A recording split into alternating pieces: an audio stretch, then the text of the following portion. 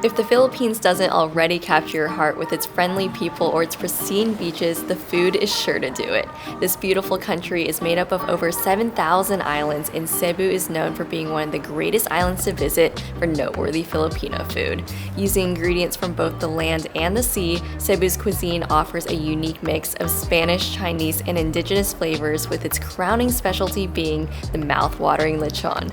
Today we're on the island of Cebu and we are on the search for some delicious Filipino food. And because this is our first time in the Philippines, we're going to be able to give some pretty genuine first impressions on not only the food, but the country altogether. So without further ado, let's go eat.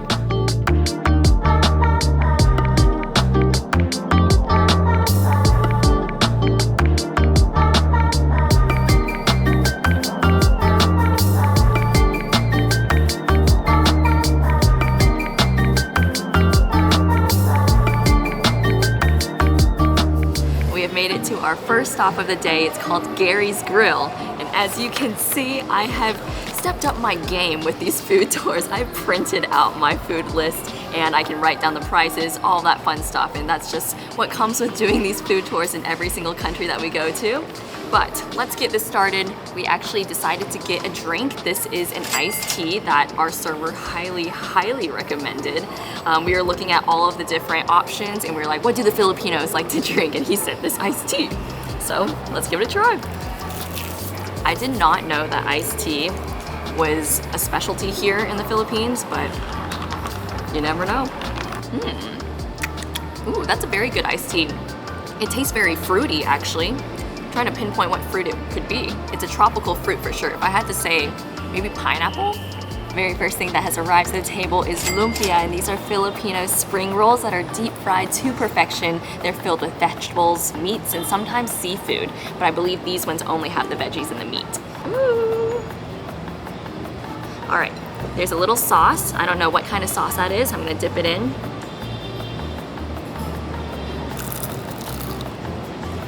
Absolutely delicious.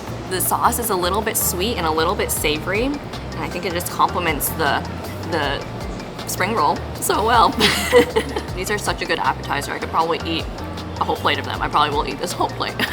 They're small, right? Yeah, they are small. Yeah, they're bite-sized. A little bit smaller than a regular. Fun-sized. I feel like this could be a dangerous midnight snack. Oh, beautiful.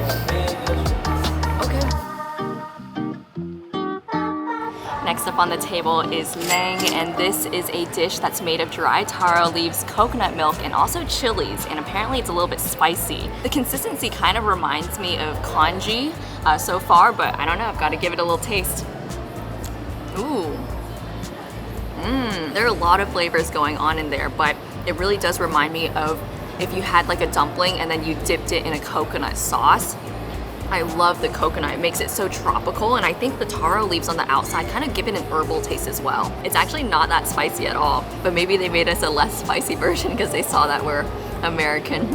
The most famous food that Cebu is probably known for is lechon, and here we have lechon kawali, and it kind of reminds me of the chicharron that we had in Peru, but also in Colombia. Taking a look at the meat, it's this really beautiful cut of pork, and you can see the layers of the skin, the fat, all the way down, and oh, my mouth is watering just looking at it. Oh my gosh, oh, the skin came off. Wow. So tender.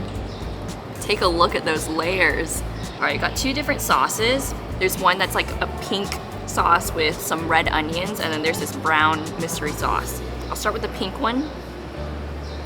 Maybe I'll do both.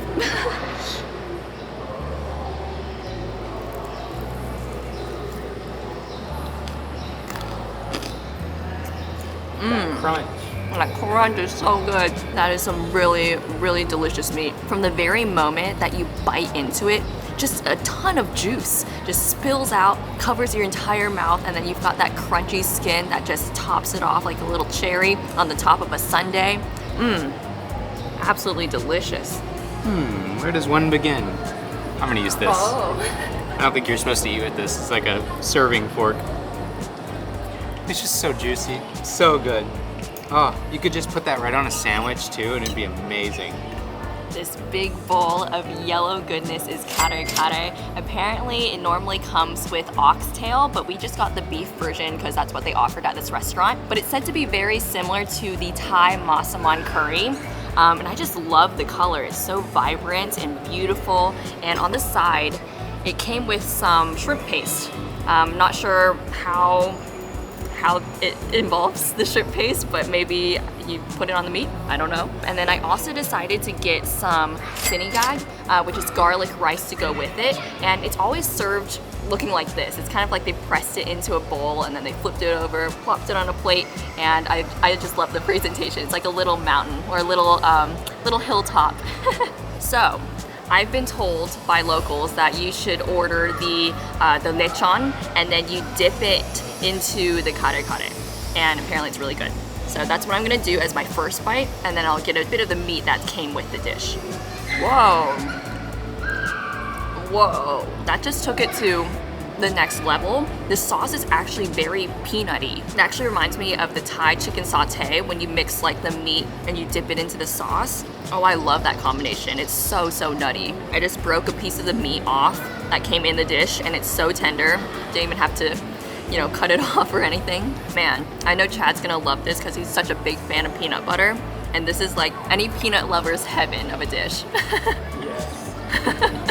He's behind the camera drooling as I delight in this kare-kare. So far we've had 4 Filipino dishes and I must say I'm very impressed. The range of flavors is extraordinary. I'm just so excited to eat. Yeah, all the range of flavors. You're right. It's not like they are overlapping. They're all just very different. Yeah. Extremely tropical. Let me try this peanut flavored sauce. Whoa. Get some meat or something. Oh, I was just gonna try the sauce. Okay, you can try the sauce. I mean, I'll... Here, there's a good piece of meat down there. Yeah, you like it? I do like it. Wow. I bet it tastes even better with oxtail. I don't even think I've ever had oxtail before, but I've heard it's like an amazing dish. This is an absolutely wild dessert. So we ordered a halo, and it's a refreshing and sweet dessert that is extremely colorful. Like we've got some red, yellow, green, purple, orange, all the colors, a full rainbow right here in my hand. And essentially it's shaved ice that's topped with, it looks like ice cream, and it looks like there's just like a ton of jellies, all sorts of things on the bottom. I'm not even sure, maybe even some fruit, and there's some like leche flan on the top. This is the craziest dessert I've ever seen in my life. I feel so intimidated by this dessert for some reason. And it's as big as your head. Yeah, look at the size of it. And like, I'm never intimidated by food, but this is just, whoa. This is like, I need to take a step back and look at it from a distance. They're like some oats on the top. They're like dripping off. I feel like it's just everything in their pantry thrown into this one cup. I forgot to mention, halo in Filipino literally means mix. I don't know if that means we should be mixing this all together, but I don't think we can. Because it's so full in the glass. All right, cheers. Taro ice cream, very good. My question is, how do you get to the jellies on the bottom? You get there when you get there, I think. You get there when you get there? It's all about the journey. For some reason, the flavor is actually really reminding me of Fruit Loops. Yeah. Right? Like straight up Fruit Loops. Yeah, it does taste like Fruit Loops. There's also this like purple paste that's smeared along the edge, and I want to say that might be ube paste. Your guess is better than mine. This is like a treasure chest. You don't know what you're gonna find in there. That banana tasted like candy banana. Not a real banana. Ooh, there's another one for you. No, for you.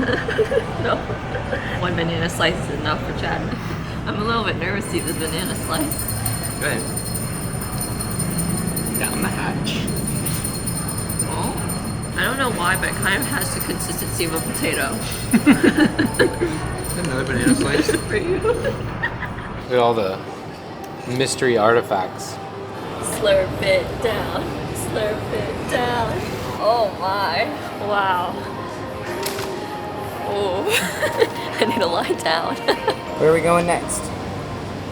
I don't know. Where are we going next?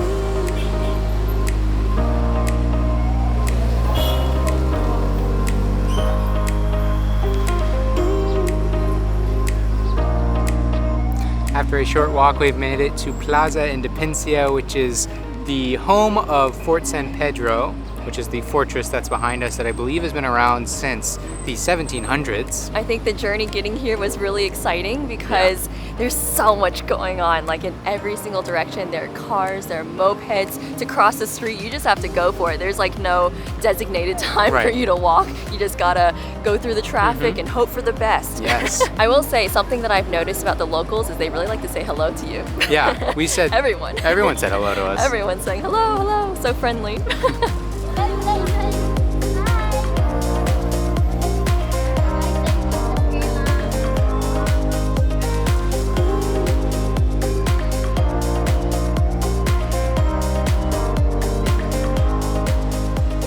So let's talk first impressions. Claire already shared a few of her thoughts. I wanted to share mine. So in the Philippines, what has been super jarring for me is like the Spanish influence, just because I've never seen it in a Asian country. And seeing it here, I just am kind of confused because I'm like, where am I? You know, we're not in South America, we're not in a Spanish conquered place, but wait, we are, because we're in the Philippines. So that's been just kind of a cool aspect to the entire city overall. Yeah, it's cool to see the influence of Christianity on the city as well. Like when you're in a taxi, you see little crosses hanging in their the rear view mirror. Yeah, off the rear view mirror. Yeah, and also the music that they listen to, like it's very soulful American music. Right. And I know that they love to sing here, they love karaoke, and apparently there is just a talent for singing in this country. I would love to hear some live music, but we'll see if we get the chance to hear it sometime during our stay here.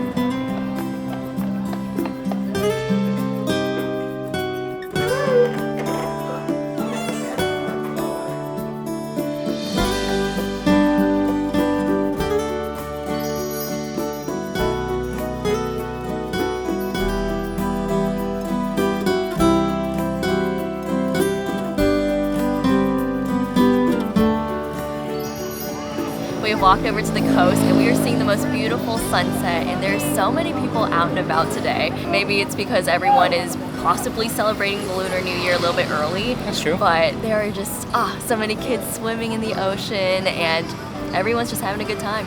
Yeah, we've been watching this group of kids jumping off of like the railing of this platform. There was this one kid that was standing up on the top. He was about to do a backflip into the water. And he's on the railing. Yeah, on the railing.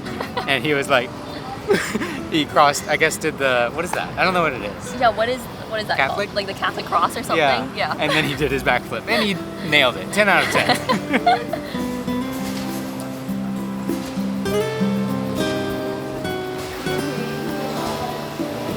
We have made it to KKD Steak and BBQ, and I'm so stoked for the range of food we're about to try. But we decided to start off with some beers. We have here the Red Horse, which is a local beer, and I'm gonna read you the description because I think it describes it pretty well. Experience that distinctive full flavor taste and extra satisfying strength of a world-class extra strong beer. So that's the first thing we got.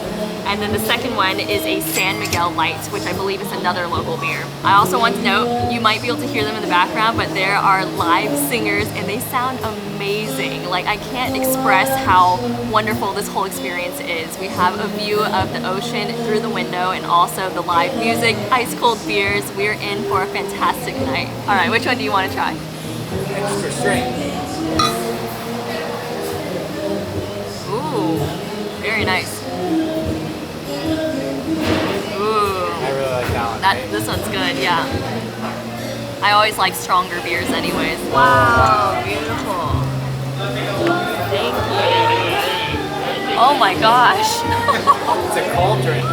We have a lot of things on the table tonight, but the very first thing I want to talk about is sisig. This here is kind of like the Filipino fajitas. You've got all these different pig parts chopped up real small. So you've got ears, you've got jowls, liver, all of it. All of it is in here. And then you also have some onions, some chili peppers, and a raw egg on the top. And of course, with the sizzling skillet, it's kind of cooking that egg.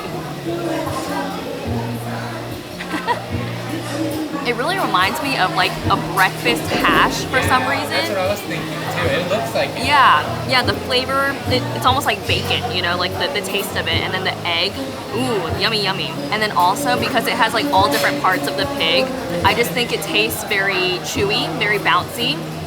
but I'm a fan. Yeah, it's very good. Next up we have adobo. This is often called the national dish of the Philippines. And basically it's either pork or chicken that's a little bit savory and slightly tangy, and it's marinated and simmered in vinegar, soy sauce, garlic, and spices. So we decided to get chicken. All the bones are in there. I'm gonna take a little piece. Let's see. It came with some white onions chopped up, so I'm just gonna put a couple on there. Oh. Ooh. I really do like the flavor of that chicken. It's a little bit tangy, but mostly savory. Like you can really taste the soy sauce. It really comes through, but that vinegar is also quite potent as well. As you can see, it just falls off the bone. And the outside is so crispy. So I decided to also order the homba, which is Cebu's version of adobo. And basically, it's almost always made with pork rather than chicken. It's made with banana blossoms and also fermented black bean paste, which gives it a sweeter taste. And the name homba actually reminded me very much of the Taiwanese dish komba, which literally looks exactly like this. I wonder if it's like the same thing because it's also kind of sweet in taste and also has big hunks of pork just like this. So maybe I need to try it to find out. Ooh, pressing the fork into the pork. It's already just so squishy and so soft. I know it's gonna be very, very tender. All right, got a lot of that sauce all up in there. It does taste exactly like homba. I don't know if it's like tied in that way, but it is so delicious. I like this more than actually the regular adobo. I love the sweet added to this dish. I could also just pour the sauce over rice. It would be so good. Which one do you like more? This one for sure. Fried chicken's good, but like, that's special. Lastly, in this very large bucket, we have sinigang, which is a sour tamarind-based soup.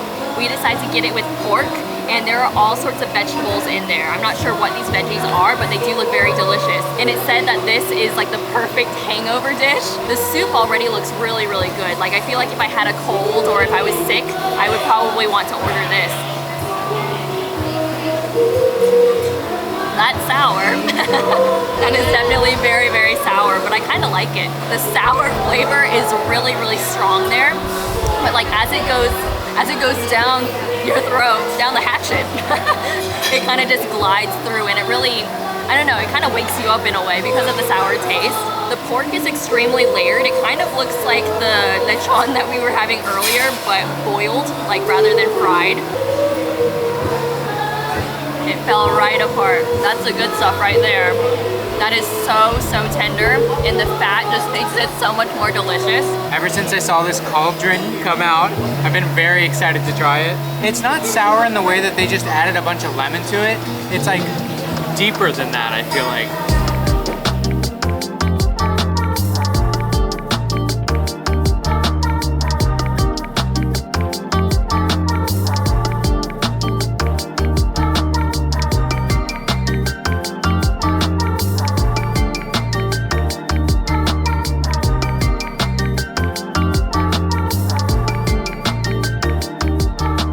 Another first impression on the Philippines, they are a country that just knows how to have fun and knows how to enjoy like everyday life. Like we're just walking through a square right now and it's full of lights. We're full, there's music playing in all directions and people are just like dancing and singing. And it's a Wednesday. Like it's not like it's the weekend or anything. They know how to live. Thank you so much for joining us on our Filipino food tour here on the island of Cebu. We actually have so many more adventures to do while we're on this island, so if you want to see where we go next, hit subscribe as we travel to 50 countries around the world. With all that said, we'll catch you in the next one. Bye!